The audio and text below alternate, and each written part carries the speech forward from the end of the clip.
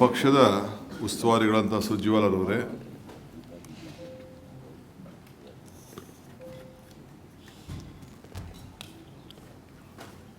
ನೂತನವಾಗಿ ಆಯ್ಕೆಯಾದಂಥ ಪಕ್ಷದ ಅಧ್ಯಕ್ಷರಾದಂಥ ಹರಿಪ್ರಸಾದ್ ಅವರೇ,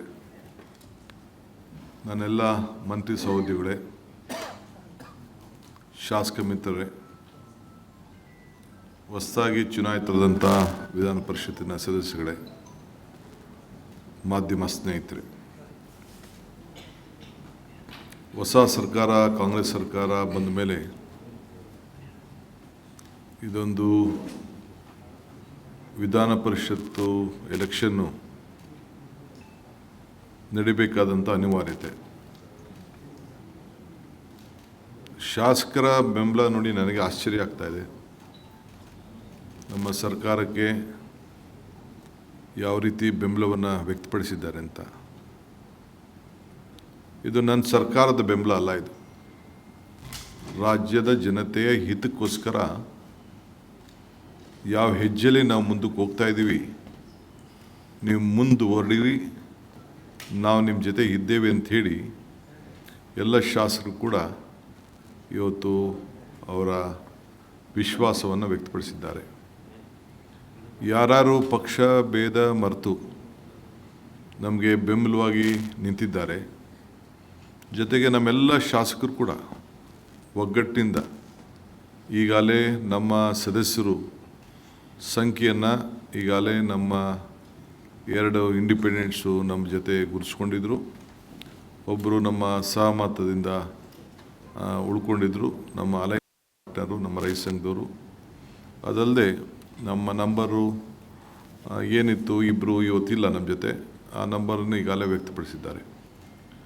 ಮಿಕ್ಕಿದ್ದೇನು ನಮಗೆ ಬೇರೆ ಬೇರೆ ಪಕ್ಷದವರು ಯಾರು ಕೊಟ್ಟಿದ್ದಾರೆ ಅಂತ ನಂಬರ್ ಕಾಣ್ತಾ ಇದೆ, ಅವರ ವಿಶ್ವಾಸಕ್ಕೆ ನಾನು ಮತ್ತು ರಾಜ್ಯದ ಜನತೆ ಪರವಾಗಿ ನೀವೇನು ವಿಶ್ವಾಸವನ್ನು ನಮ್ಮ ಮೇಲೆ ಇಟ್ಟಿದ್ದೀರಿ ಅದನ್ನು ಮುಂದುವರಿಸ್ಕೊಂಡು, ಇದು ಜನರ ಹಿತಕ್ಕೋಸ್ಕರ ಇರೋಂಥ ಸರ್ಕಾರ, ನಿಮ್ಮ ಭಾವನೆಯನ್ನು ನಾವು ಅರ್ಥಕೊಂಡು ನಿಮ್ಮ ಸೇವೆಯನ್ನು ಮಾಡಿಕೊಳ್ಳಲಿಕ್ಕೆ ಮುಂದುವರಿಸ್ತೇವೆ.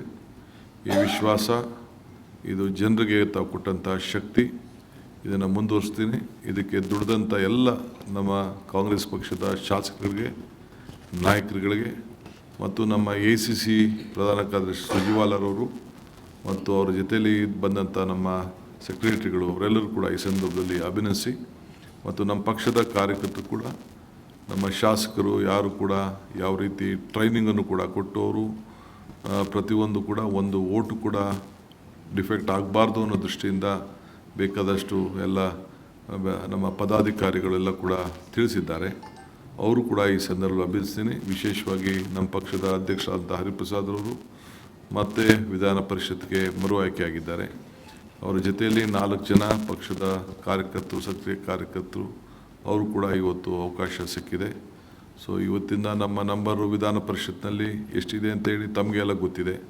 ಸೊ ಎಲ್ಲರೂ ಕೂಡ, ವಿಶೇಷವಾಗಿ ತಾವು ಮಾಧ್ಯಮದವರು ನಮ್ಮ ಮೇಲೆ ಅಪಾರವಾದಂಥ ವಿಶ್ವಾಸ ಇಟ್ಟು ಸಲಹೆಗಳನ್ನು ಕೊಟ್ಟು ನಮಗೂ ಕೂಡ ಸರ್ಕಾರಕ್ಕೆ ಬೆನ್ನನ್ನು ತಟ್ಟಿದ್ದೀರಿ. ಎಲ್ಲ ನನ್ನ ಮಾಧ್ಯಮ ಸ್ನೇಹಿತರುಗಳು ಕೂಡ ಈ ಸಂದರ್ಭದಲ್ಲಿ ನಾನು ಅಭಿನಂದಿಸ್ತೇನೆ, ಶುಭಾರಿಸ್ತೇನೆ. ತಮ್ಮ ಮಾರ್ಗದರ್ಶನದಂತೆ ಈ ಸರ್ಕಾರವನ್ನು ಮುಂದುವರಿಸಲಿಕ್ಕೆ ಪ್ರಯತ್ನ ಮಾಡ್ತೇವೆ. ಇಡೀ ನಮ್ಮ ಒಗ್ಗಟ್ಟು ರಾಜ್ಯಕ್ಕೆ, ಇದು ಪಕ್ಷಗಳಲ್ಲ, ಇಡೀ ನಮ್ಮ ರಾಜ್ಯಕ್ಕೆ ತೋರಿಸೋಂಥ ಒಂದು ಐಕ್ಯತೆ ಅನ್ನೋದನ್ನು ನಾನು ಹೇಳಲಿಕ್ಕೆ ನಾನು ಬಯಸ್ತೇನೆ. ಎಲ್ಲರಿಗೂ ನಮಸ್ಕಾರ.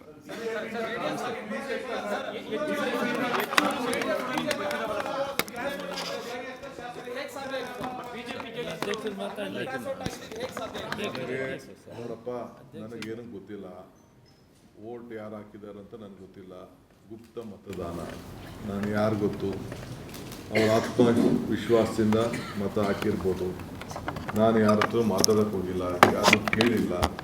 ನಾವು 5 ಜನ ಅರ್ಜಿ ಹಾಕಿದ್ದು, ನಮ್ಮ ನಂಬರ್ ಏನಿತ್ತು ಅಂತ ನಿಮಗೆಲ್ಲ ಗೊತ್ತಿತ್ತು. ಅವರು ವೋಟ್ ಹಾಕಿದ್ದಾರೆ, 5 ಜನ ಗೆಲ್ತಾರೆ ಅನ್ನೋದು ನನ್ನ ವಿಶ್ವಾಸ ಇತ್ತು. 5 ಜನ ನಾವು ಅರ್ಜಿ ಹಾಕಿದ್ದು, ನಮ್ಮ ಪಕ್ಷ ಸೂಚಿಸಿತ್ತು, ಅವರು ಗೆದ್ದಿದ್ದಾರೆ. ಅಷ್ಟು ಗೊತ್ತು ಬಿಟ್ಟರು ನನಗೇನು ಅವ್ರ ಇಂಟರ್ನಲ್ ವಿಚಾರ, ನನಗೆ ಏನೇನು ಇದೆಯೋ, ಯಾವ ಪಾರ್ಟಿಲಿ ಏನಿದೆಯೋ, ದಳದಲ್ಲಿ ಏನಿದೆಯೋ, BJPಲಿ ಏನಿದೆಯೋ, ಇನ್ನೊಂದು ಪಾರ್ಟಿಲಿ ಏನಿದೆಯೋ, ನನಗೇನು ಗೊತ್ತಿಲ್ಲ.